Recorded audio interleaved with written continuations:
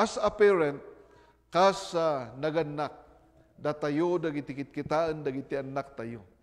Dagiti kitkitaan da, oray saan tayo nga agsasaw, makitkita da, dayay sikrito, nga aramidam, dayay aramidam nga, ti abmom, sikati makaamulaan, saan nga makitkitan, dagiti anak mo. But then, mataktakwatam tulanganan, nga apay nga aramidam, dagiti anak mo. Kaputa, awanti, mabalin nga mailimeng, no dikat makitkita da, makupkopya da, and then maipaspasa kadakwada. Iso nga niya ti, kahit tayo nga ipasa kadakwada, dijay naimbag nga attitude. Maray dayaw ti Apo. Amen. Praise the Lord. Dahil nakitkita kini mamak, kini papak, saan ko idang kayat nga ramiden. Kaputa kayat ko nga ma-change ko ma. Diyan nakita nga nagkapuyan, nagkurangan da between diyan relationship da nga agasawa, diyan kayat nga mai-transfer kada kami nga agasawa. But we want nga surutan diyan guidance ti Apo. Iso nga ti mangidalan ko makada tayo, iso da ito isasao ni Apo Dios. Maray dayaw ti Apo. Iso nga as a leader, masapol nga pagbiyagan tayo, surutan tayo, dahito isasao ni Apo Dios, maray dayaw ti nagana. And then, don't be afraid and ashamed to anybody. Saan tayo nga mababain, kadagiti daduma. Siyakat iti first year, Prismin kami nga makunkuna sa Bible School. Kat naiwaras kami iti ministry nga mabalin mi nga pakitin nulungan. Kat adal yay tiyempo nga adak ita sangwanan ti PBTS. Tayo ti ayan da jay Malaysiano nga tumultulungak. So, ibaga na, no kastoy nga oras, adakan to'y balay. So, nalalawak, iti 5 minutes. Adakan jay balay dan, nakalak na jay balay dan, awandan nga talaga. Iso nga gaputa awandan, nagawid akon. As a Bible school student, awanti kukwartak, iso nga napadasak ti nagnagna ijay gisad, buhukan. Kat kaputa ubingak pa idi, ay kabubingak pa adak niya Bible School, 20 years old. Lakayag-gayam. Ngam, ijay, kaputa kas jay, masursuro tayo iti remedyo. Iso nga, ngamti na remedyo, saan mo't nga nasaya at kaputa, agluganak nga awan ti kwartana. And then, papanak ayay asinag ti driver para awat. Saan na nga madlaw nga saan nga nagbayad. In that time, adak siya Bible School. Ngam, saan nga nagbayag, makonkonsensya. Madide nga inaramid ko. Ngam saan lang nga once. Ngam, try summit nga nagluganak nga awan ko kwartak. Iso nga, agyamanak ta nabalbaliwan, di jay nga kababalin. Pipya di jay ngam di jay adakwartana. Kaputa nag-istorya kami. Dato'y ka-eskwela nga maysa, ada ka no kwartana, 500. Kaputa 500. Saan ako nga agpliti, kuna na. Ahon mo tibariyak. Kuna na. Iso nga, depende ijay sitwasyon niya. Iso nga, kanya na, ada kwartana, ngamsan nakakayat nga babariyaan. Siya ka talaga nga awan. Iso nga, naglugan nga thank you tibayan. Nga maray daw ti Apo, ta saan nga nagnanayon, di jay nga kababalin ko, nga pinadas ko nga aramidan, nga saan ko nga ululitanin. Iso nga maray dayaw ti Apo, na pagbaligyak mo't maray dayaw ti Dios. Hallelujah. Iso nga dito'y makita tayo, nga lead as a leader because the Lord is with you. Ni Apo Dios makiad-adda kada tayo. So ni Apo Dios, kuna na kini Joshua, pumigsa ka, kan agbalin ka ko mga maingal. Dayjay iti kasapulan, iti maysa nga leader. No apay nga kasapulan tayo ti pumigsa, kan agbalin tayo nga maingal, this is, daytoy nga banag, matulungan na tayo to keep our faith burning. Maraydayaw ti Apo. Hallelujah. Glory to God. Isud ka po na agbalin tayo kung mga anak nga lalaki kan babae ti Dios nga man nakabalin. Saan lang nga ditoy ngem oray in the future nga laks ijay besides na ito'y nga biyag. Maraydayaw ti Apo. May kadwa nga makita tayo. Saan lang nga be strong and courageous as a leader must be always careful. Maraydayaw ti Apo. Masapol nga iwanan tayo ti integridad tayo as a leader. Tapno maibagay kuma diyay nagan. No diyay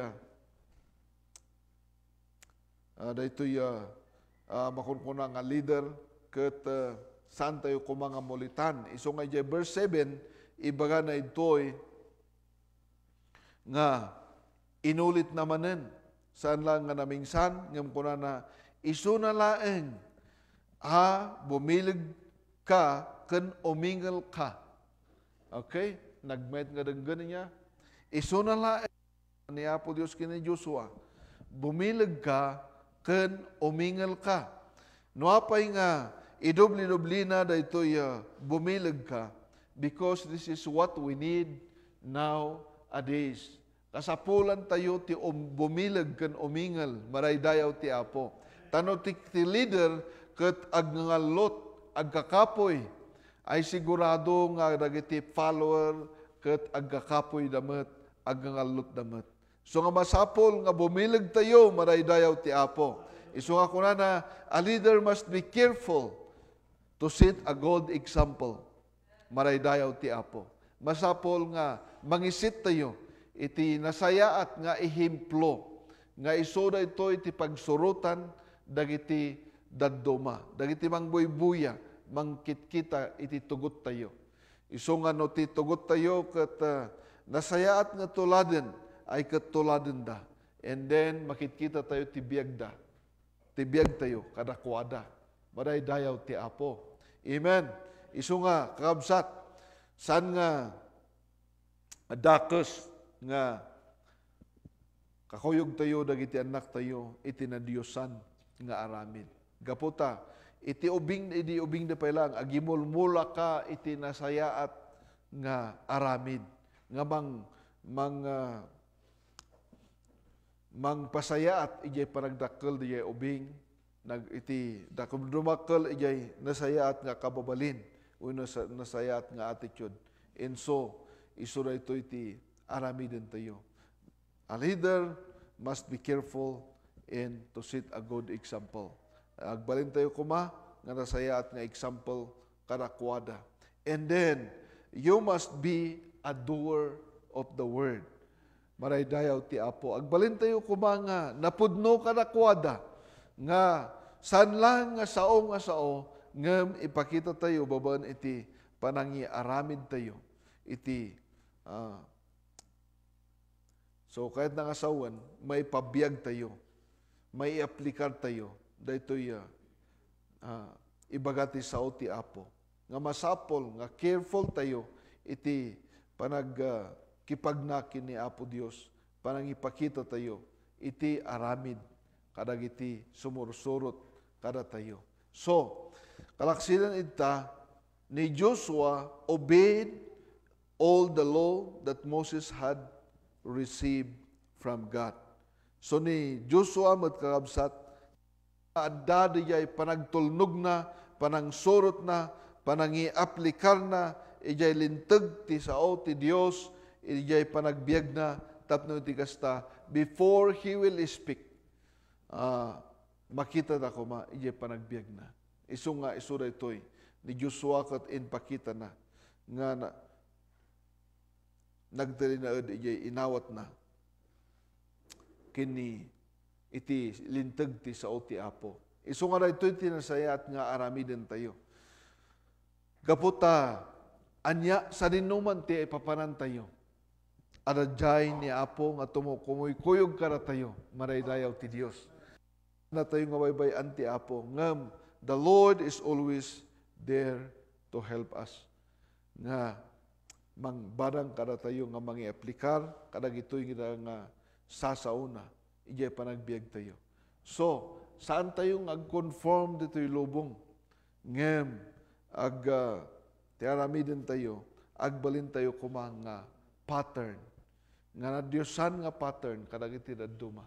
But, saan tayo nga ag-conform dito'y lubong, wenno, agbalin nga pattern na ito'y nga lubong, ngem, pattern nga na Diyosan maraydayaw ti Apo. And then may katalo, kat iso ti maudi, iso na ito'y, do not let the book of the law depart from our mouth.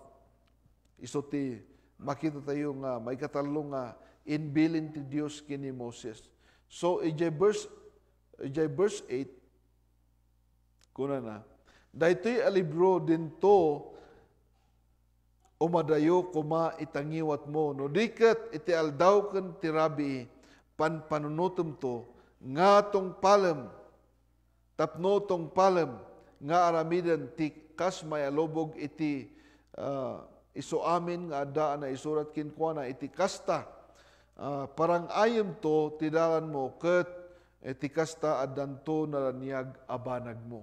Maraydayaw ti Apo ibagana nga iso iti mangyeg iti naraniag nga banag wenno masakbayan ti tunggal maysa kada tayo. Maraydayaw ti Apo. Kitaan nyo, dagiti mangaramid ijay nainlubungan ijay bukod dalaan nga pagragsakan tayo nga agbaligida.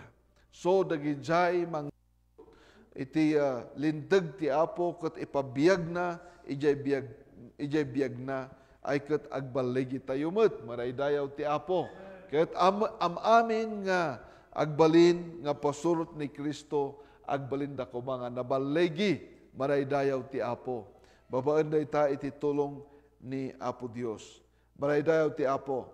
And then maintain our devotion and then reading ti sasao ti Apo, reading the Word of God. Maintinan tayo iti devotional life tayo. Iti panagbasa tayo iti sao ti Apo. Tada ito iti makatulong kada tayo no kas ano ngagtalinaed tayo ngagserbikin ni Apo Dios. Hallelujah. Dayay minsa iti kanta nga kunana oray magnatayo iti danom nga napagges saan tayo nga man ano aggasom deta. Oray magnatayo iti apoy saan tayo nga man ano. Ket it's impossible ngem no mamati tayo iti sasaw ti Apo. Dijay impossible, possible nga maaramid. Kitaan yu da Sidrak, Meshach, ken Abednego. Ket nagbalin, na-experyensyada, dijay naitapwak, ijay danaw nga apoy. Ngem nakaskas daaw, tarimwarda, ijay apoy, nga ijay angot da, awan ti maangot, nga asok, wino, ti apoy. No diket, kinaberan ti anghel ti Dios maraydayaw ti Apo. Isu nga mamati a kakabsat nga ijay pasamak nga da ijay panakibiyang ti Apo ada ti nakaskas daaw nga ma-experience personally. Isu nga maintain na rin tayo ti devotional life tayo maraydayaw ti Apo. Maintain na rin tayo ti panagbasa tayo ti sao ti Apo. Tara ito'y matulungan na tayo. Tapno iti kastag balegi tayo. And then, the law, kahit nga sawan, isura ito'y sasao ni Apo Dios nga aggapo ijay ngiwat ti Dios nga sibibiyag. No, aramidan tayo dagitoy, matulungan na tayo. And then, agsignalan ti oras, iso nga, amin dagitoy nga instruction, manipod kini Apo Dios, na ited kini Joshua. Ket ni Joshua, in-apply na ijay na Kristiyanoan nga panagbiag na. Maraydayaw ti Apo. And so likewise, kada tayo am amin, kas namati kini Apo Dios, iaplikar tayo kumada ito'y sasao ti Apo, tapno iti kasta, saan tayo lang nga sarsaritaan, nga makita da personally, ijay biyag tayo. Amen. Praise the Lord. Maraydayaw ti Apo. Gat awan to ti may bagbagada nga negatibo against us, nga makita da, nga aplikar tayo da ito'y mangmagagan tayo, mabasbasa tayo from the Word of God. So ni Joshua reached the promised land. Nagteng ni Joshua di jay kariti Dios ken kuana, gapota in lead na dagiti tao ti Israel nga nasiyaat. Isut gapuna nga napanagnakana, nga agpaiso, nga nusurutan tayo, di jay bagbagati sao ti Apo, awan ti sabali nga maaramid, no di ti panang eksperyensya tayo, iti kinapudno, wino iti sasaw ti Apo. So, ni Joshua, na eksperyensya na nagting na di lugar nga promised land, gaputa, he is willingly accept and the instruction of the Word of God and living on it. Wino nagbiyagan na nga talaga. Maraydayaw ti Apo. And then, a leader must live only in the Word of God to become successful leader. Kas kini Joshua, nagserbi kini Apo Dios, kat indalan na dagito nga tao nga inpan ijay promised land. Kat dagijay si Murot Kinkwana, nagbaligida, na-experyensyada, dagijay kinaimbag, kinamatalok ni Apo Dios, ijay biyag na. Isud ka po na, ijay last verse, iti James chapter 4, verse 10. Kuna na ijay, humble yourself before the Lord, and He will lift you up. Kuna na timabasa ijay nga verse. So, kita nyo jay, kuna na humble yourselves before the Lord, and He will lift you up. Maraydayaw ti Apo. Kasta iti promise ni Apo Isus. Kadag iti sumurot kinkwana, He will lift up us. Hallelujah. Ket last kuna na ni Dr. Miles Monroe, kuna na leadership is all about serving. Leadership determines the environments and the future. Isu nga iti panagbalin nga leader, isu ti panagserbi. Maraydayaw ti Apo. Ket iti panangidalan, isu ra iti ibagana nga isu iti mangipakaamo iti nasayaat nga masakbayan. Iti future tayo. Isu nga kabsat, you lead your family well. I-lead mo iti biyag mo nga nasayaat, ket agbalin kanto nga nasayaat. I-lead mo ti pamilyam nga nasayaat, agbalin kanto. Agbalin to ti pamilyam nga nasayaat, maraydayaw ti Apo. So ngano, i-lead mo, dagiti tao iti nasayaat, may pakita nga sumaya to ti masakbayam. Maraydayaw ti Apo. Agkararag tayo, in response iti sao ni Apo Dios, datayo as leaders, ado dagiti pakababalawan tayo, ngem ni Apo Dios, tulungan na tayo, tapno ada kumati, ipasa tayo karakwada, nga nasayaat. So Ama, itira ito nga gundaway, dawatak man nga tulungam, dagitoy nga kakabsat, dagitoy nga agtutubo.